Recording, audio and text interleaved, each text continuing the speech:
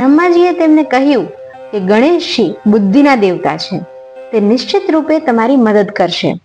ત્યારે તેમણે ગણેશજીને મહાભારત લખવા માટે પ્રાર્થના કરી. ગણપતિ બાપ્પાને લખવામાં વિશેષ કુશળતા મળેલી છે. તેમણે મહાભારત લખવાની સ્વીકૃતિ પણ આપી દીધી.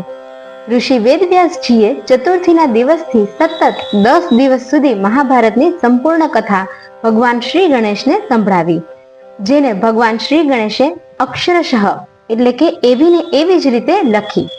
જ્યારે વેદવ્યાસજી કથા સંભળાવી રહ્યા હતા ત્યારે તેમણે પોતાની આંખો બંધ રાખી હતી.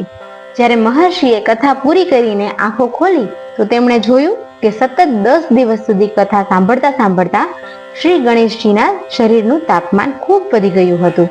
તેમના શરીરનું તાપમાન ઓછું કરવા માટે વેદવ્યાસજીએ ગણેશજીના શરીર પર માટીનો લેપ કર્યો. માટી સુકાઈ ગયા પછી તેમનું શરીર અકળાઈ ગયું